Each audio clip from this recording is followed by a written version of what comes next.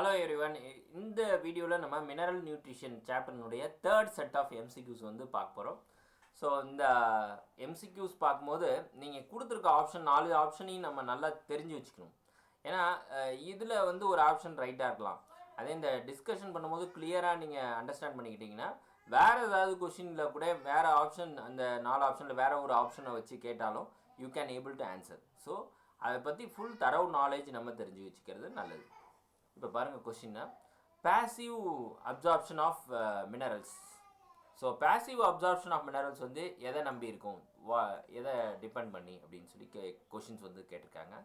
First option temperature, second option temperature metabolic inhibitor, third option metabolic inhibitor, fourth option humidity. So இதில் எது answer அப்படிங்கிறத நம்ம பார்க்க போகிறோம். ஆக்சுவலாக இந்த மாதிரி பேசிவ் அப்படின்னா என்னன்னு முதல் தெரிஞ்சுக்கணும். ஆக்டிவ் டிரான்ஸ்போர்ட், பேசிவ் டிரான்ஸ்போர்ட்னு 2 டைப் ஆஃப் டிரான்ஸ்போர்ட்ஸ். ஆக்சுவலாக ஆக்டிவ் அப்படின்னா இட் நீட்ஸ் எனர்ஜின்னு அர்த்தம், and also it will be a fast process. அதே பேசிவாக இருந்துச்சுன்னா it does not need any energy, இது வந்து ஒரு ஸ்லோ ப்ராசஸ். ஸோ ஸ்லோவாக அப்சர்ப்ஷன் நடக்கும் இந்த மினரல்ஸ். அப்போ அந்த மாதிரியான ஒரு டிரான்ஸ்போர்ட் தான். ஸோ அங்கே பேசிவ் அப்சார்ப்ஷன் ஆஃப் மினரல்ஸை பொறுத்த வரைக்கும் it does not require any energy. And இது வந்து எதை டிபெண்ட் அப்பான் அப்படின்னு பார்த்தீங்கன்னா முக்கியமாக டெம்பரேச்சர். ஸோ ஆக்சுவலாக இந்த பேசிவ் அப்சார்ப்ஷனுங்கிறது கான்சன்ட்ரேஷன் கிரேடியன்ட் தான். High concentration to low concentration வந்து மூவ்மெண்ட் ஆஃப் மினரல்ஸ் வந்து இருக்கும். அப்போ அந்த ஹை கான்சன்ட்ரேஷன் கொண்ட அந்த மினரலுக்கு என்ன அதிகமாக இருக்கும்னா ஹை ப்ரெஷர் இருக்கும், அதனால தான் அங்கே மூவ் ஆகுது. And pressure is inversely proportional to temperature. ஓகேவா? அப்போ ஆட்டோமேட்டிக்காக there will be a low temperature. So temperature depend பண்ணி தான் என்னென்னா இந்த பேசிவ் அப்சார்ப்ஷன் ஆஃப் மினரல்ஸ் அப்படிங்கிறது இருக்குது. ஸோ இந்த இதை நீங்கள் தெரிஞ்சு வச்சிங்க. அல்தோ இந்த மினரல்ஸோட அப்சார்ப்ஷன், டிரான்ஸ்போர்ட் இதெல்லாம் வந்து ஃபஸ்ட்டு சாப்டராக இருந்தால் கூட இந்த மினரல்ஸ் அண்டு நியூட்ரிஷன் அப்படிங்கிறதுக்கு முன்னாடி இருக்கக்கூடிய சாப்டராக இருந்தாலும் you must know this point. ரெண்டாவது question, enzyme involve in the nitrogen assimilation or nitrification process. ஆக்சுவலாக நம்ம நைட்ரஜன் அப்படின்னு பார்த்தோன்னே இந்த மாதிரி என்சைம் என்ன இன்வால்வ் ஆகிருக்கு அப்படின்னு இது பண்ணாலே நம்ம ஃபஸ்ட்டு கெஸ் பண்ணுறது என்னவாக இருக்கும்னா நைட்ரஜனேஸ். ஏன்னா நைட்ரஜனேஸ் என்ன பண்ணுவோம்னா நைட்ரஜனை N2-வை நைட்ரஜனேஸ் என்சைம் தான் ஆக்ட் ஆகி என்னவா கன்வெர்ட் பண்ணும், அமோனியாவாக கன்வெர்ட் பண்ணும். ஸோ நைட்ரஜனை ஃபிக்ஸ் பண்ணக்கூடிய வேலை தான் இது. இந்த ப்ராசஸ் பேர் nitrogen fixation, it is not assimilation. ஓகேவா? ஃபஸ்ட்டு நைட்ரஜனை ஃபிக்ஸ் பண்ணுறது தான் யாருன்னா நைட்ரோஜினேஸ் என்சைம். சரி சார், நைட்ரஜன் ஃபிக்ஸேஷன் அப்படின்னு கேட்டால் யாரை நீங்கள் சூஸ் பண்ணணும் ஃபஸ்ட் எடுத்தோடனே? Nitrogenase enzyme. அதே நைட்ரஜன் அசிமுலேஷன் அப்படின்னு கேட்டிருக்காங்க, அல்லது நைட்ரிஃபிகேஷன் ப்ராசஸ். இதுக்கு யார் சார் என்சைம் அப்படின்னு கேட்டிங்கன்னா ஹியர் 2 திங்ஸ். ஒன்று வந்து 2 ப்ராசஸ். ஒன்று அமோனியாவை ஆக்சிடைஸ் பண்ணுவாங்க. பார்த்தீங்கன்னா அமோனியா ஆக்சிடைஸ் ஆகி அதனுடைய ரிசல்ட்டாக என்ன கிடைக்கும்னா first NO2 minus, that is nitrite கிடைக்கும். இதுக்கு யார் என்சைம் அப்படின்னு பார்த்தீங்கன்னா நைட்ரைட் ரெடக்டேஸ். ஸோ இந்த நைட்ரைட் ரெடக்டேஸ் அப்படிங்கிறது யாருக்கிட்ட இருக்கும்னா நைட்ரோசோமோனாஸ், நைட்ரோகோக்கஸ் அப்படின்னு சொல்லக்கூடிய பாக்டீரியா. அதே வந்து அடுத்த ஸ்டெப் என்னென்னா இந்த நைட்ரைட்டு வந்து நைட்ரேட்டாக மாறும், NO3 மைனஸாக மாறும். ஸோ இந்த இது வந்து நைட்ரேட்டுன்னு சொல்லுவோம். ஸோ இதுக்கு யார் ஹெல்ப் பண்ணுவா நைட்ரைட்லேருந்து நைட்ரேட்டாக கன்வர்ஷன் பண்ணுறதுக்கு அப்படின்னு பார்த்தீங்கன்னா நைட்ரேட் ரெடக்டேஸ் அப்படிங்கிற இன்னொரு enzyme. So nitrite reductase, nitrate reductase play important role in nitrogen assimilation or nitrification process. So யார்? இந்த second option is the answer for this question. இப்போ புரியுதா உங்களுக்கு?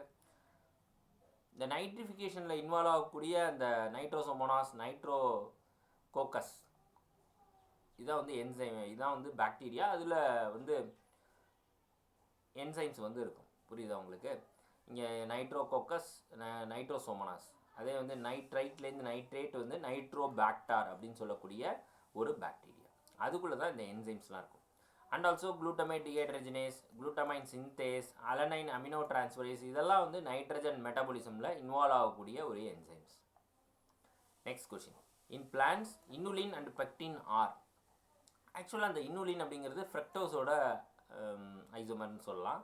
அண்ட் ஆல்சோ பெக்டின் இது வந்து சுகர் தான். போத் ஆஃப் தம் பிளான்ஸை பொறுத்த வரைக்கும் சுகர் என்னன்னா ஸ்டோரேஜ் மெட்டீரியல் தான்.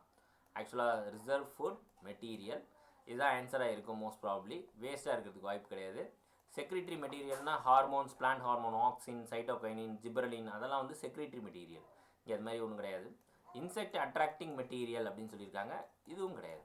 பிளான்ஸை பொறுத்த வரைக்கும் இன்செக்ட் அட்ராக்ட் பண்ணுறது இந்த இனுலின், பெக்டின் அப்படின்னு சொல்லி ஆப்ஷன்ஸ் கொடுத்துருக்காங்க. But it is not the right one. Inulin அப்படிங்கிறது ஹெட்ரோஜினஸ் பாலிமர் ஆஃப் ஃப்ரக்டோஸ். ஃப்ரக்டோஸோட ஐசோமர். இது ஸ்டோரேஜ் ஃபார்மில் ரூட்ஸில் இருக்கும் அண்ட் ஆல்சோ ஷூட்டில், டியூபர்ஸில் இருக்கும். அண்ட் பெக்டின் வந்து பார்த்திங்கன்னா எங்கே இருக்கும்னா செல்வால், பிளான்ட்டோட செல்வாலில் நீங்கள் கவனித்து பார்த்துருந்தீங்கன்னா கால்சியம் பெக்டேட் அப்படின்னு நீங்கள் படிப்பீங்க. அப்போ என்ன இருக்குது, அந்த பெக்டேட்டுங்கிறது என்னென்னா பெக்டினை தான் நம்ம அப்படி சொல்கிறோம். ஸோ பெக்டேட் அப்படின்னா அந்த இதில் பெக்டின் இருக்குது. கால்சியம் பெக்டேட் செல்வாலில் இருக்குது. அப்போ நீங்கள் பார்த்தீங்கன்னா ரைப்பனிங் ஆஃப் ஃப்ரூட்ஸ், பழம் வந்து பழுக்கணும் அப்படின்னா இந்த சாஃப்டனிங் ஆகணும் அந்த செல்வால். அப்போ என்ன நடக்கும்னா பெக்டின் வந்து ஹைட்ரோலைசிஸ் நடக்கும். அப்போ தான் வந்து உங்களுக்கு பழம் பழுத்த மாதிரி ஆகும். So what are all those things? Inulin and pectin, both of them are reserve materials or storage materials in plants. So the first option is the right answer. Next question, which aquatic fern performs the nitrogen fixation process? So here நீங்கள் வந்து நாஸ்டக்கிள்ஸ் அப்படின்னு பார்க்குறது, நாஸ்டக்கிள்ஸே ஒரு bacteria. So இவங்க கேட்டிருக்கிறது என்னென்னா ஃபர்ன்னு கேட்டிருக்காங்க. ஃபர்னுங்கிறது என்ன குரூப்பில் வரும்னா பிளான்ட் குரூப்பில் டெரிடோஃபைட்ஸை சேர்ந்தது. அந்த அக்வாட்டிக் ஃபர்ன் யார் அப்படின்னு பார்த்தீங்கன்னா இந்த கொடுத்துருக்கிறதுல அசோலா. இதுதான் வந்து பெர்ஃபார்ம்ஸ் நைட்ரஜன் ஃபிக்சேஷன். ஆக்சுவலாக இந்த அசோலா அப்படிங்கிற இந்த அக்வாட்டிக் ஃபர்ன் வந்து ரைஸ் ஃபீல்டில் தண்ணி நிறையா இருக்கும் இல்லையா, வச்சு இது பண்ணுவோம். ஸோ அந்த இதில் ஒரு ஊடுபயிராக இதையும் வந்து போடுவாங்க. அப்போ இங்கே அந்த அசோலா என்ன ஹெல்ப் பண்ணணும், நைட்ரஜன் ஃபிக்சேஷனுக்கு அண்ட் இன்க்ரீஸ் த ஈல்டை வந்து இன்க்ரீஸ் பண்ணும் அப்படிங்கிறதுக்காக. So Azolla may contain the nostocal or Anabaena which and its leaf cavity. லீஃபோட கேவிட்டிலேயே இந்த அசோலாவில் என்ன இருக்குன்னா அனபீனா நாஸ்டிக்கல்ஸ்ன்னு சொல்லக்கூடிய சைனோபாக்டீரியா இருக்கும், which can able to fix the atmospheric nitrogen. So அந்த லீஃப் கேவிட்டிலே நைட்ரஜன் ஃபிக்சேஷன் நடக்க ஆரம்பிச்சிடும் அசோலாவில். இதனால் இந்த அசோலாவை யூஸ் பண்ணி ரைஸ் ஃபீல்டில் ரைஸ் வந்து நல்லா டெவலப் ஆகும். ஸோ விச் அக்வாட்டிக் ஃபர்ன் பர்ஃபார்ம்ஸ்னா Azolla. Next, zinc as a nutrient it is used by the plants in the form of. எல்லா மினரல்ஸ்க்கும் அது என்ன ஃபார்மெட்டில் அப்சர்வ் பண்ணிக்குது அப்படிங்கிறத தெரிஞ்சுக்கிறது ரொம்ப முக்கியமான ஒரு விஷயம். ஸோ இங்கே இப்போ கேட்டிருக்கிறது என்னென்னா ஜிங்க் எந்த ஃபார்மெட்டில் அப்படின்னா Zn2+. அதே மாதிரி மெக்னீஷியம் என்ன ஃபார்மெட்டில் அப்சர்வ் பண்ணுவாங்கன்னா Mg2+. மேங்கனீஸ் வந்து Mn, அதுவும் வந்து என்ன ஃபார்மெட்லன்னா Mn2+ ஃபார்மெட்டில் தான், அந்த அயானிக் ஃபார்மெட்டில் தான் அப்சர்வ் பண்ணுது. புரியுதா உங்களுக்கு? அண்ட் ஆல்சோ காப்பரை, இப்போ இது குளோரினை பொறுத்த வரைக்கும் பார்த்தீங்கன்னா Cl- அயானாக அப்சர்வ் பண்ணும்.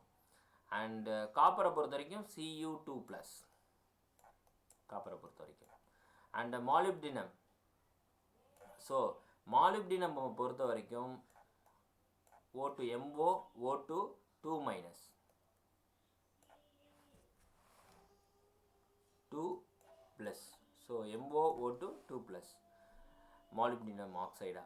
அதே மாதிரி ஒவ்வொரு அயனை வந்து ஒவ்வொரு ஃபார்மெட்டில் அப்சர்வ் பண்ணும். பார்த்தீங்கன்னா போரானை பொறுத்த வரைக்கும் BO3 3-. ஸோ இந்த ஃபார்மெட்டில். அதே இன்னொரு அயானிக் ஃபார்மெட்டும் இருக்குது, B4O7 2-.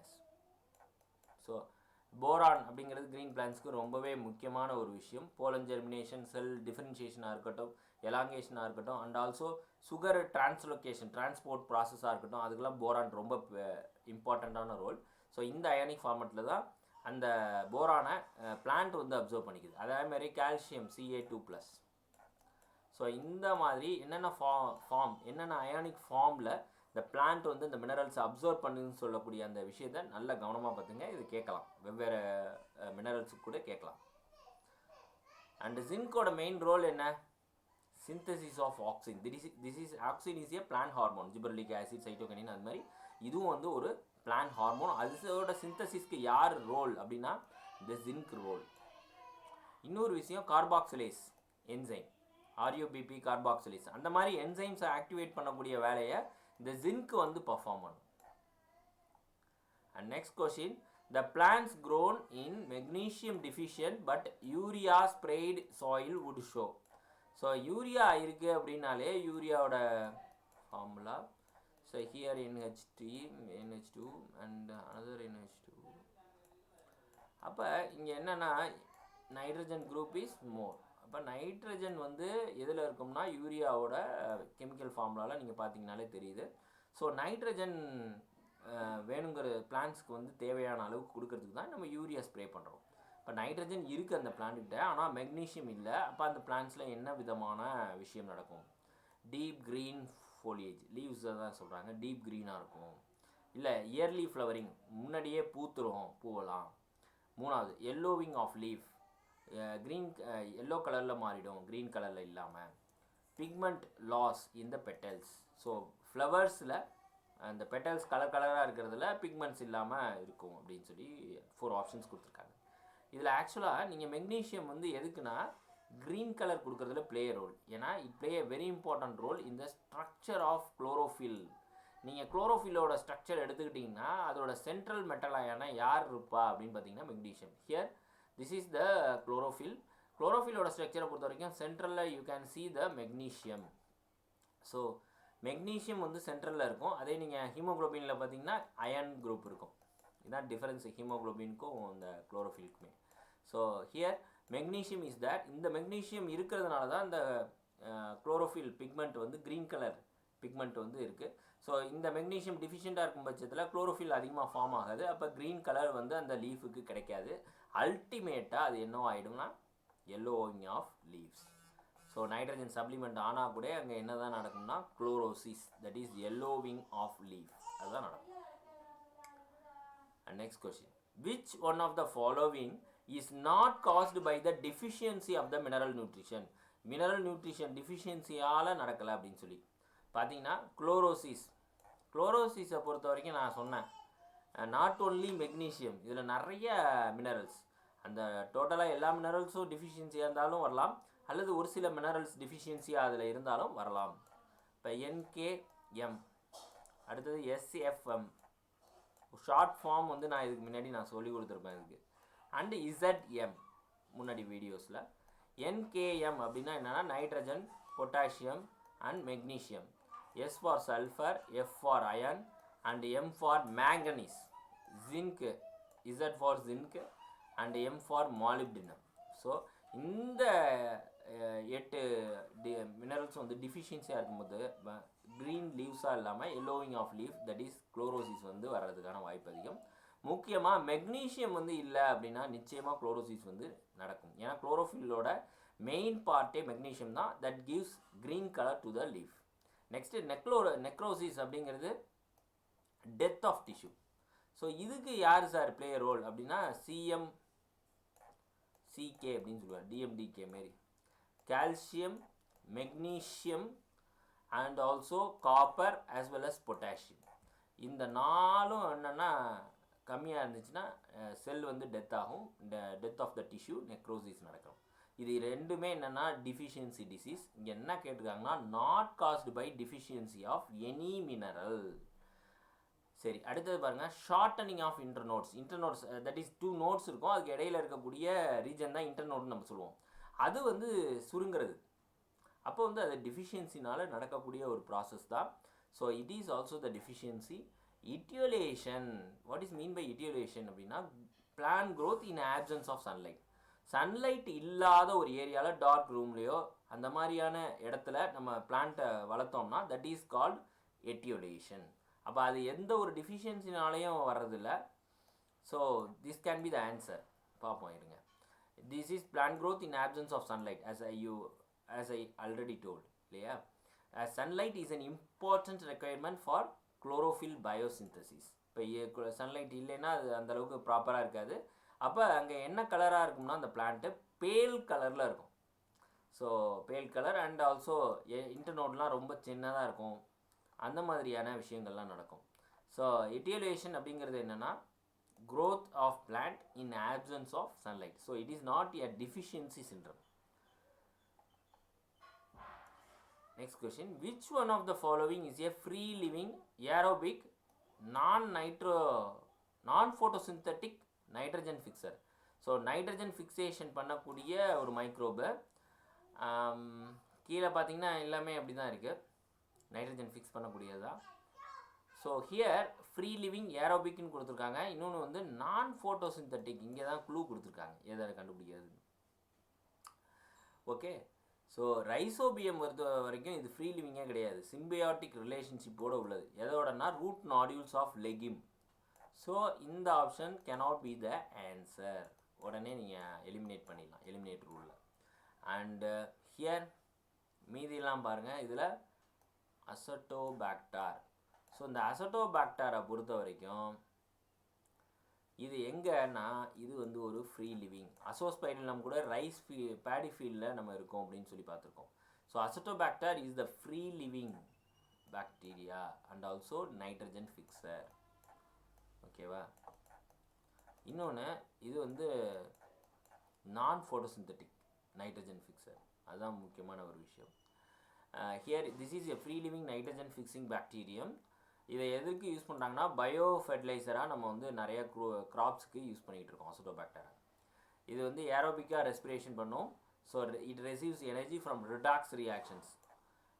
ஸோ ஆர்கானிக் காம்பவுண்ட்ஸை இது பண்ணும்போது ரிடாக்ஸ் ரியாக்ஷன்லேருந்து வரக்கூடிய எனர்ஜியை இது யூஸ் பண்ணிக்க முடிய and respires aerobically it can able to respire. நிறைய காம்பவுண்ட்ஸ் வந்து இது ஃபார்ம் பண்ணும். ஓகேவா? ஸோ இட் இஸ் எ நான் photosynthetic nitrogen fixture Azotobacter. Rhizobium நான் சொன்னது மாதிரி சிம்பியோட்டிக் ரிலேஷன்ஷிப்பில் உள்ளது. நாஸ்டக்கிள்ஸ் வந்து என்னென்னா ஃபோட்டோசிந்தட்டிக். ஓகேவா? Azospirillum anaerobic. So it is not the aerobic microbe. இங்கே வந்து ஏரோபிக் நான் ஃபோட்டோசிந்தட்டிக் நைட்ரஜன் ஃபிக்சர் தான் கேட்டிருக்காங்க. அப்போ அசோஸ்பைரிலம் அனரோபிக்கு, நாஸ்டக்கிள்ஸ் வந்து ஃபோட்டோசிந்தட்டிக், நான் ஃபோட்டோசிந்தட்டிக்னா அது வந்து அசட்டோபாக்டர் தான். அண்ட் ரைசோபியம் வந்து சிம்பியோட்டிக் ரிலேஷன்ஷிப்பில் இருக்கிறது தெரியும். Next question, the core metal of chlorophyll. இது நான் கொஞ்சம் முன்னாடி கூட நம்ம பார்த்தோம். குளோரோஃபில்னுடைய சென்ட்ரலில் யார் இருப்பா அப்படின்னு பார்த்தீங்கன்னா here you can C magnesium. So அதுனா அந்த மெக்னீஷியம் இருக்கிற அந்த மெக்னீஷியம் டிஃபிஷியன்சி ஏற்பட்டுச்சுன்னா இந்த குளோரோஃபில் பிக்மெண்ட்டே சரியாக ஃபார்ம் பண்ண முடியாது. குளோரோஃபிலோட சிந்தசிஸ் பாதிக்கப்படும்.